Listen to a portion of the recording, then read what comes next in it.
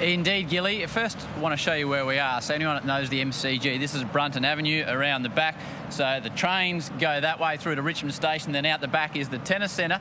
But this is basically the broadcast area. So these are the broadcast trucks in here. So we'll take you through this way and shows you what goes on down. Oh, well, here's where the crew get their lunch. 38 vegetarian rolls left. Only one bacon and egg. So they obviously like the bacon and egg, not so much vegetarians. So this is where Gav Hinks, the director, he sits in this truck. A lot of people working there to provide all the pictures. The fans, almost like Formula One, they blow out the heat. A lot of heat comes out from that truck, a fair bit of it from Gav, by the way. Now, so this is where the technical boffins, as you call them, Gilly, operate. So this is where the virtual eye team are in here. So I'll introduce you to the guys in a moment. But firstly, so on this side, so this is hotspot down here.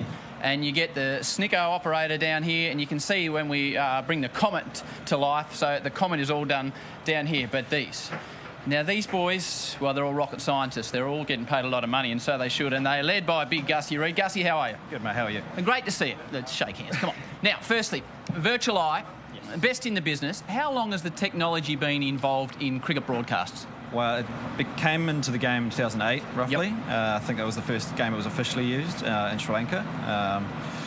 And then, so that's been, 11 years. And I think 2016 it was tested, or 17 by the ICC. Right. So over here, if we can have a look there, Nossi. So these are the 4 cameras that operate the DRS system. We'll get technical with that at the moment. But I noticed Gilly saying the ICC didn't pay for it. So give me well, without giving away state secrets, you boys have spent a lot of money on this recently to really upgrade it?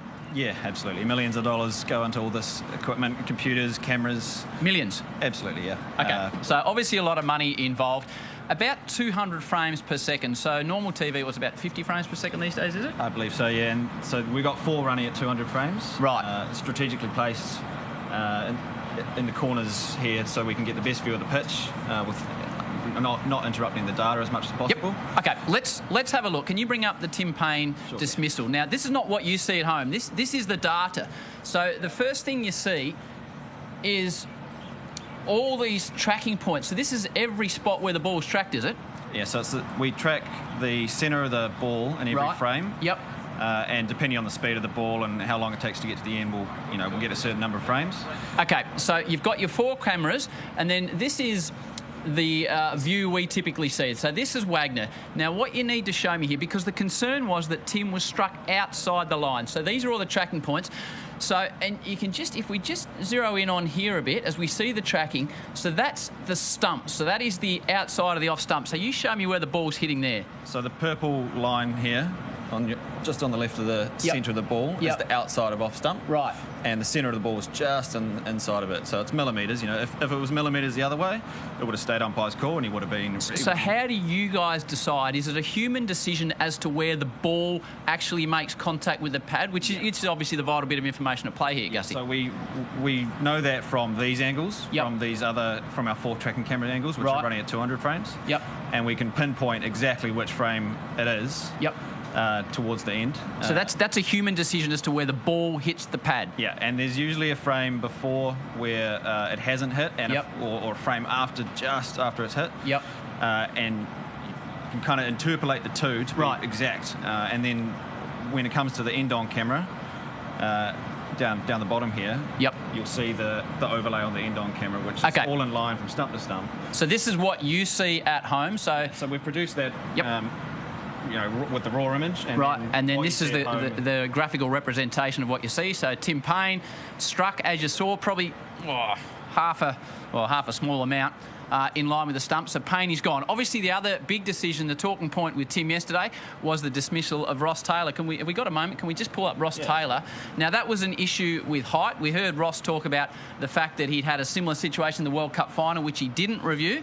So every ball is tracked. So every single ball in the 90 overs per day is tracked. You can see there, New Zealand, Ross Taylor, striker, facing Pat Cummins, non-striker Tom Latham, second innings, 13th over, first ball, away we go. So this is the leg before wicket decision for Roscoe Taylor. Yeah, so same thing again. This is Pattinson this time a bit taller, so the bounce is a bit steeper. It's a new ball as well compared to an older ball, which the Wagner, the Tim Payne one was. Just blow that up, right? There we go. And then same thing. So the centre of the ball, every frame, all the way along, bounce point, impact point. We're checking that it all lines up and that our frame is set correctly. Now, that one you can see is sort of slightly after. That's already hit the pad there, so the impact point is just before it. Right. And then the calculation, the prediction is set off. So this is the prediction data down here that it's going actually over the stump. 3D projection of the data. So all the barbed wire, we call it, sort of. That's all the 3D points that we've collected. And then the black line at the end there is the prediction. And then we see at home. Can you pull that up as to what you'll see at home here? So the decision was overturned. Ross Taylor made the review. So he was given out. Obviously. This is just what you see at home without all the data points, and you can see it's going over. All right. One final question for you. Virtual Eye, best in the business, spending an enormous amount of money, got the best technology, the best cameras, so the best decisions. How confident?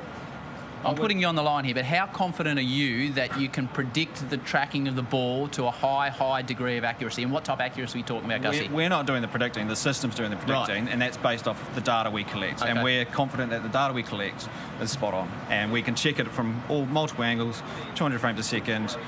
You know, it's far better than the human eye. That's for sure. Well done, Gussie. Good work. So I hope that's a decent explanation for you at home. Gilly, a lot of data, a lot of numbers around here, but yeah, I'd back these boys against anyone. They're the best going round.